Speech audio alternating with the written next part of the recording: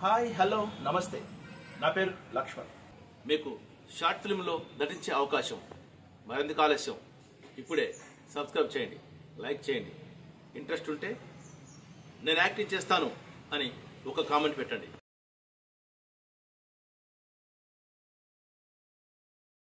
Voice తీసుకుంటే కేటీఆర్ గారు మామూలుగా సాధారణంగా మనం ఇంద్ర సినిమా ఎలా ఫస్ట్ విందాం ఒకసారి.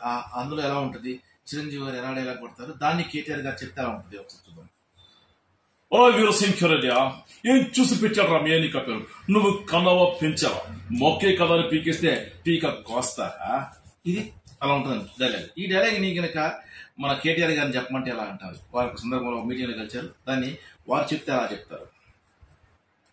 అందరికి కూడా ఒకటే చెప్తున్నా, మీరందరూ కూడా మంచి కార్యక్రమాలు చేయాలి. మొక్కలు నాటండి, మొక్కలు నాటి మంచిగా వాతావరణాన్ని మంచి చేయండి. ఈ మొక్కలు బీకుడైందా? ఎవరో మొక్కలు బీకుతున్నట, వీరశంకర్ రెడ్డి మొక్కలు బీకినవట. మొక్కలు బీకితే విక్క నీకు పీకా కొట్టడం గ్యారంటీ, పీక మాసం గ్యారంటీ కోస్తా. ముఖ్యంగా గుర్తుంచుకోవాలి, మొక్కలు పెంచండి, మొక్కలు బీకులు పెట్టకండి. అర్థమైనా? ముఖ్యంగా నువ్వు వీరశంకర్ రెడ్డి గుర్తుంచుకోవాలి. వచ్చిందా? అదే నాగేశ్వరం ఏమిటా మొక్కలు బీగటి డాన్సెస్. మొక్కలు బీగితే పీక కోస్తారు తెలుసు కానీ పీకా కోసి ఇది పీకా కోసి ఖచ్చితంగా చింటూ అక్కడే పడేసి వస్తారు. కరెక్ట్, ఇది కలమాట. మొక్కలు పెంచండి, చేర్చండి, అందరు మొక్కలు పెంచండి కానీ అలా పీకలు పోయటం చేయకండి.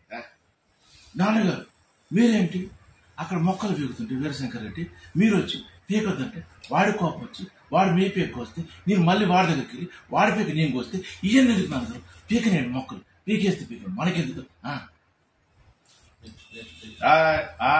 ఏంటి మేర మాడుకుంటారు? మొక్కలు పీకడం ఏంటి? వీరశంకర్ రెడ్డి ఏంటి ఏంటి ధైర్యం? మొక్కలు పీకుతున్నావట. మొక్కలు పీకితే పీక కోస్తా, కంపల్సరీ కానీ పీక కోస్తా. నా గురించి నీకు తెలుసు, ఎందుకంటే పీకలు కోయటంలో నా తర్వాత ఇవ్వలేదా? నాకు తెలుసు నువ్వు పీకలు కోస్తావు, ఏదైనా కోస్తావు. ఎందుకంటే నువ్వు పెద్ద మురగాడి. వాడేదో చీక పీకలు కోస్తుంటే నువ్వేంట్రా మొక్కలు పీకుతున్నావు? మొక్కలు పీకితే నీ పీక కోయడం కంపల్సరీయా? కంపల్సరీ. సత్య ధర్మ ఎందుకు అలా చేస్తున్నావు? అన్న థ్యాంక్ యూ సో మచ్. ఇంకా చాలా చేయొచ్చు.